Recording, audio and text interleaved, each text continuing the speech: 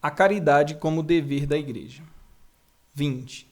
O amor do próximo, radicado no amor de Deus, é um dever, antes de mais, para cada um dos fiéis, mas é-o também para a comunidade eclesial inteira, e isto a todos os seus níveis, desde a comunidade local, passando pela igreja particular, até a igreja universal, na sua globalidade. A igreja também, enquanto comunidade, deve praticar o amor. Consequência disto é que o amor tem necessidade também de organização enquanto pressuposto para um serviço comunitário ordenado.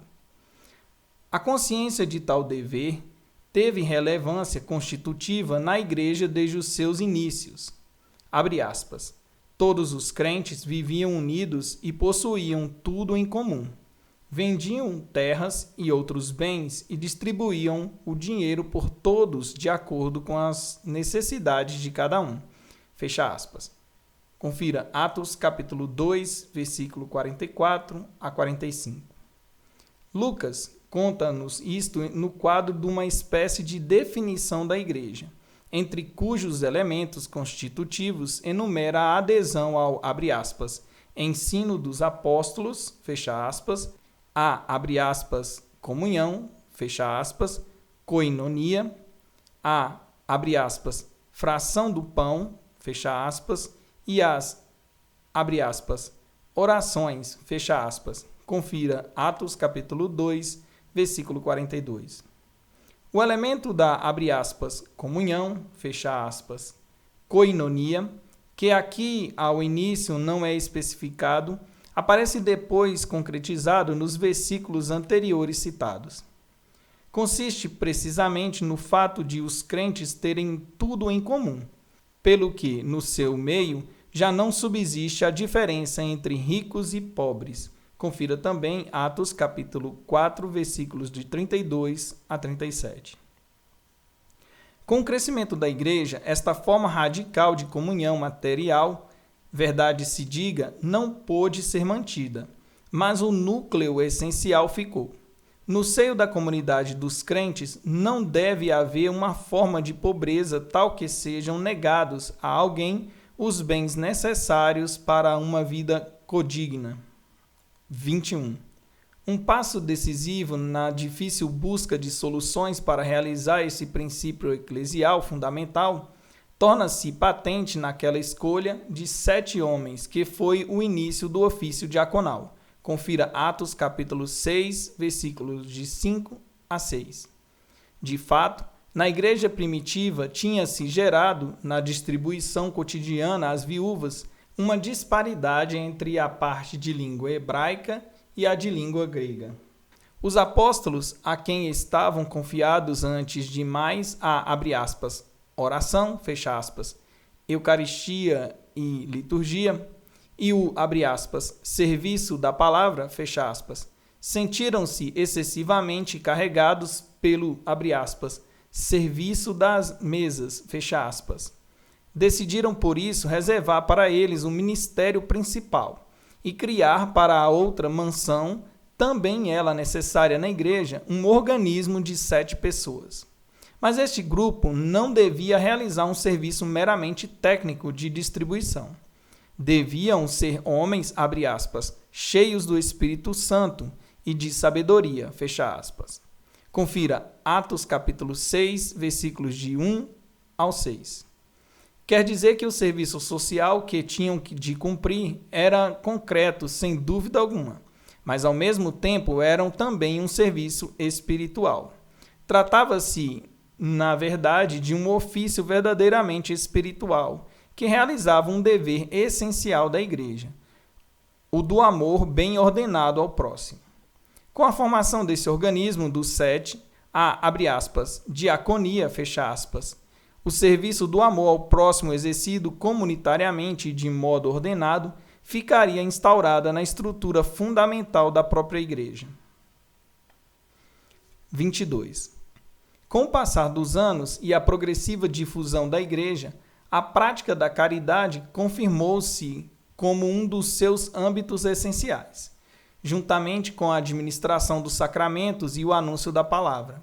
Praticar o amor para com as viúvas e os órfãos, os presos, os doentes e necessitados de qualquer gênero pertence tanto à sua essência como o serviço dos sacramentos e o anúncio do Evangelho. A Igreja não pode descurar o serviço da caridade, tal como não pode negligenciar os sacramentos nem a palavra. Para demonstrar, bastam alguns exemplos. O mártir Justino, que morreu por volta do ano 155, no contexto da celebração dominical dos cristãos, descreve também a sua atividade caritativa relacionada com a Eucaristia enquanto tal.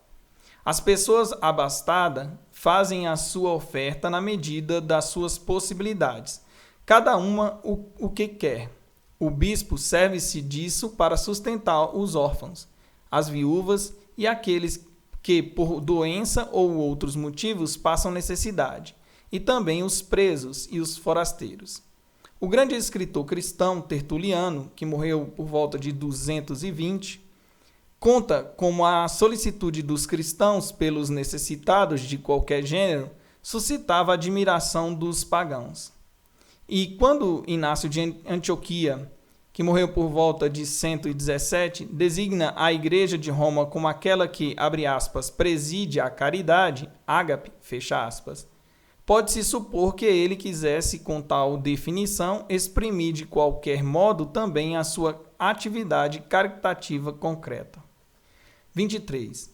Nesse contexto, pode revelar-se útil uma referência às estruturas jurídicas primitivas que tinham a ver com o serviço da caridade na Igreja. A meados do século IV, ganha forma no Egito a chamada, abre aspas, diaconia, fecha aspas, que é, nos diversos mosteiros, a instituição responsável pelo conjunto das atividades essenciais, pelo serviço precisamente da caridade. A partir desses inícios, desenvolve-se até o século VI, no Egito, uma corporação com plena capacidade jurídica, a qual as autoridades civis confiam mesmo uma parte do trigo para distribuição pública. No Egito, não só cada mosteiro, mas também cada diocese acabou por ter a sua diaconia. Uma instituição que se expande depois, quer no Oriente, quer no Ocidente. O Papa Gregório Magno, morreu pelo ano de 604, fala da diaconia de Nápoles. Relativamente a Roma, as diaconias são documentadas a partir do século VII e VIII. Mas naturalmente já antes, e logo desde os primórdios, a atividade essencial aos pobres e doentes, segundo os princípios da vida cristã expostos nos Atos dos Apóstolos, era parte essencial da Igreja de Roma. Este dever encontra uma sua viva expressão na figura do diácono Lourenço, que morreu pelo ano de 258. A dramática descrição do seu martírio era já conhecida por Santo Ambrósio, que morreu pelo ano de 397. E no seu núcleo mostra-nos seguramente a figura autêntica do santo.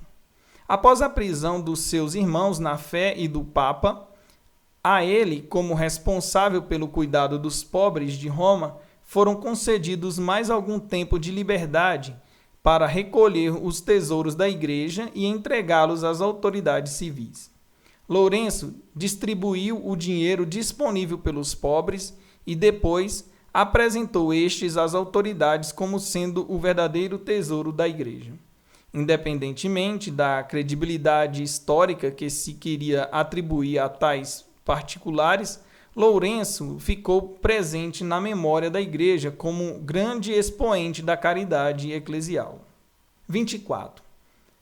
Uma alusão merece a figura do imperador Juliano, o apóstata, que morreu pelo ano de 363, porque demonstra uma vez mais quão essencial era para a Igreja dos primeiros séculos a caridade organizada e praticada. Criança de 6 anos, Juliano assistira ao assassinato de seu pai, de seu irmão e de outros familiares pelas guardas do Palácio Imperial. Esta brutalidade atribuiu a ele, com razão ou sem ela, ao imperador Constâncio, que se fazia passar por um grande cristão. Em consequência disso, a fé cristã acabou desacreditada a seus olhos uma vez por todas. Feito imperador, decide restaurar o paganismo, a antiga religião romana, mas ao mesmo tempo reforma-lo para se tornar realmente a força propulsora do império. Para isso, inspirou-se largamente no cristianismo. Instaurou uma hierarquia de metropolitas e sacerdotes. Estes deviam promover o amor a Deus e ao próximo. Numa das suas cartas, escrevera que o único aspecto do cristianismo que o maravilhara era a atividade caritativa da igreja. Por isso, considerou determinante para o seu novo paganismo fazer surgir, a par do sistema de caridade da igreja, uma atividade equivalente na sua religião. Os, abre aspas, galileus, fecha aspas, dizia ele, tinham conquistado assim a sua popularidade. Havia que imitá-los, se não mesmo superá-los. Deste modo, o imperador confirmava que a caridade era uma característica decisiva da comunidade cristã da igreja. 25. Chegamos aqui, registremos 2 dados essenciais tirados das reflexões feitas. A. A natureza íntima da igreja exprime-se num tríplice dever: anúncio da palavra de Deus, querigma martíria, celebração dos sacramentos, liturgia, serviço da caridade, diaconia. São deveres que se reclamam mutuamente, não podendo um ser separado dos outros. Para a igreja, a caridade não é uma espécie de atividade de assistência social, que se poderia mesmo deixar a outros, mas pertence à sua natureza. É expressão irrenunciável da sua própria essência. B. A igreja é a família de Deus no mundo. Nesta família, não deve haver ninguém que sofra por falta do necessário. Ao mesmo tempo, porém, a caritas agape estende-se para além das fronteiras da igreja. A parábola do bom samaritano permanece como critério de medida, impondo a universalidade do amor, que se inclina para o necessitado encontrado. Abre aspas, por acaso, fecha aspas. Confira Lucas capítulo 10, versículo 31. Seja ele quem for. Mas, ressalvada esta universalidade do mandamento do amor, existe também uma exigência especificamente eclesial. Precisamente a exigência de que, na própria igreja, enquanto família, nenhum membro sofra porque passa necessidade. Neste sentido, se pronuncia a carta aos Gálatas, abre aspas. Portanto, enquanto temos tempo, pratiquemos o bem para com todos, mas principalmente para com os irmãos na fé, fecha aspas. Confira capítulo 6, versículo 10.